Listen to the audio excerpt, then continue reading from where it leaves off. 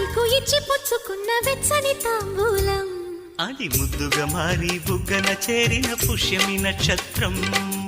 ఎక్కు పెట్టి ఉన్న పంచదార విల్లు చేసింది గాయం అది గుచ్చకపోతే వచ్చిన వయసుకి తీరదు మోమాటం నిలిచా నిన్ను కోరి రసమయ రహదారి శుభమే సుకుమారి సొగసుకి ప్రతిసారి మదిలో